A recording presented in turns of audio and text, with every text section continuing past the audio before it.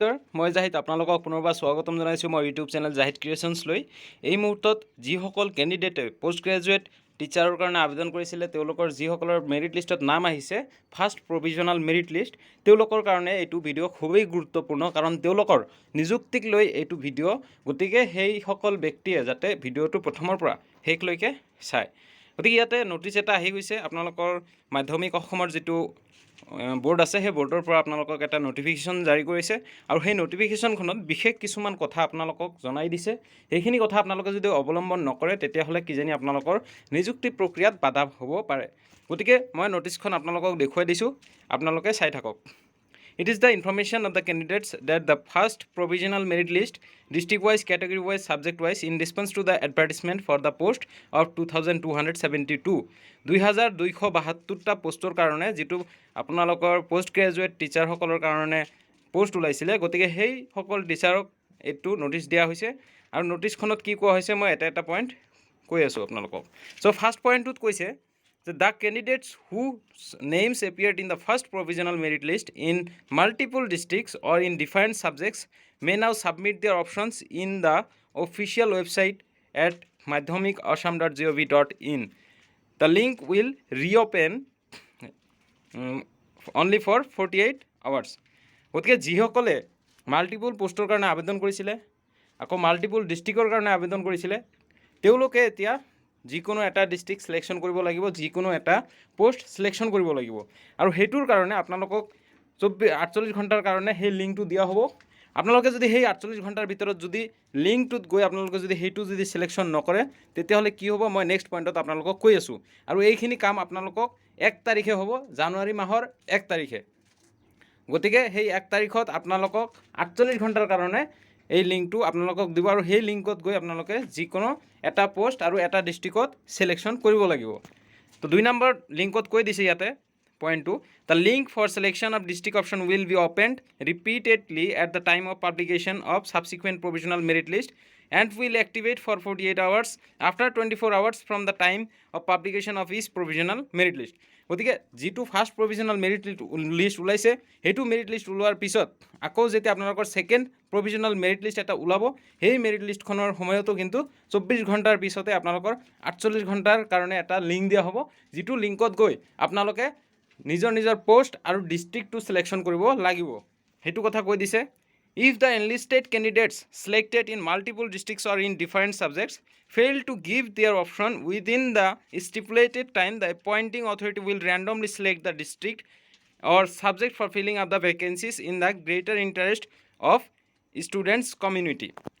আৰু এটা ইয়াতে গুৰুত্বপূৰ্ণ কথা এটা কৈ দিছে যে যিসকল কেণ্ডিডেটে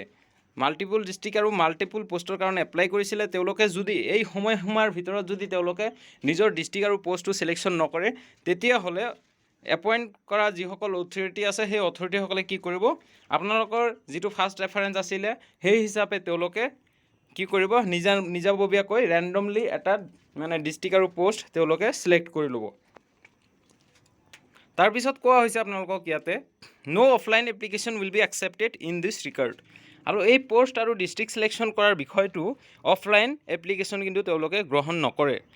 তাৰপিছত কৈছে the candidates will not be allowed to make any changes after successful selection of district or subject. আপোনালোকে যেতিয়া ডিষ্ট্ৰিক্ট আৰু ছাবজেক্টটো ছিলেক্ট কৰি ল'ব তাৰপিছত কিন্তু আপোনালোকে সেইটো চেঞ্জ কৰিব নোৱাৰিব।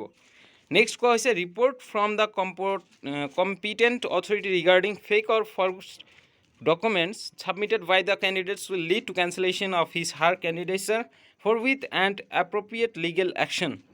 গতিকে যিসকলে ফেক ডকুমেণ্ট দিছিলে তেওঁলোকৰ এপ্লিকেশ্যনটো কেঞ্চেল কৰা হ'ব আৰু তেওঁলোকৰ ওপৰত লিগেল এটা একশ্যন গ্ৰহণ কৰিব। The office of the undersigned or the office of the inspector of schools will not be responsible for any lapse on the part of the candidate in submission of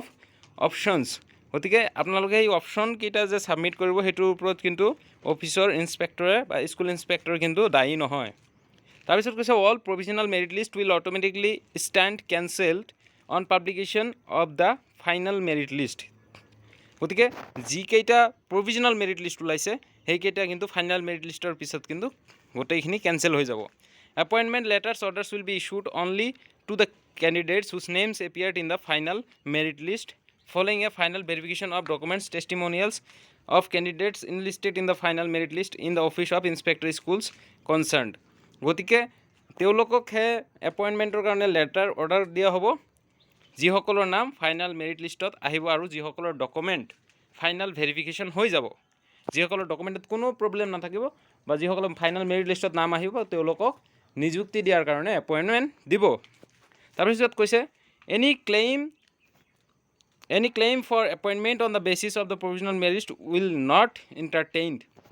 আৰু আপোনালোকৰ provisional merit লিষ্টৰ ওপৰত ভিত্তি কৰি কিন্তু appointment দিয়া নহয় আৰু এইটো কোনেও দাবী কৰিব নোৱাৰিব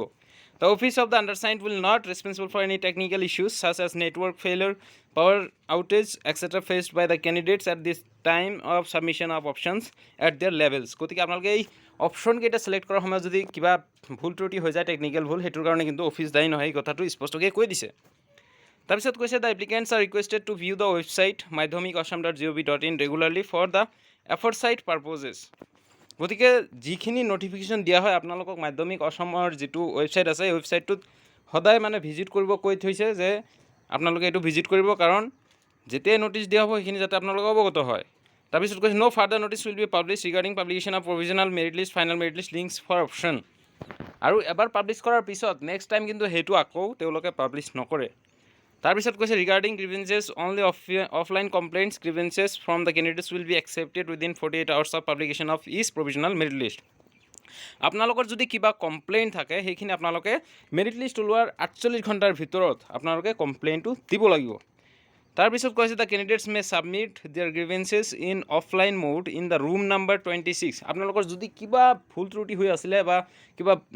আপত্তি দাবী আছিলে কমপ্লেইণ্ট আছিলে সেইখিনি আপুনি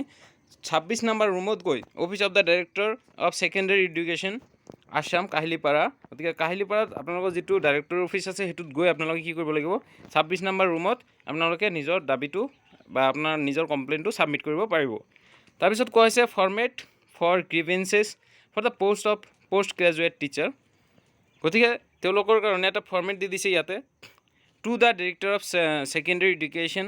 আসাম কাহিলিপাৰা আপোনালোকৰ যিটো কমপ্লেইণ্ট আছে সেই কমপ্লেইণ্টৰ কাৰণে এটা ফৰ্মেট দিছে সেই ফৰ্মেটটো ইয়াতে দি দিছে সেই ফৰ্মেট হিচাপে আপোনালোকে লিখি লৈ যাব আৰু ইয়াতে দি দিব ছিগনেচাৰ অফ দ্য এপ্লিকেণ্ট বা কমপ্লেইনাৰ চ' এইখিনি আছিলে আজিৰ ইনফৰ্মেশ্যন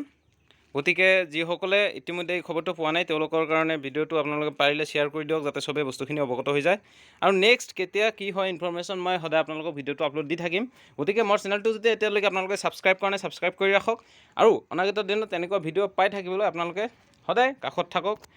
আৰু অহা নতুন বছৰৰ সকলোলৈ মোৰ শুভকামনা থাকিল আজিৰ কাৰণে ইয়াতে সমাপ্ত কৰিছোঁ লগ পাম আকৌ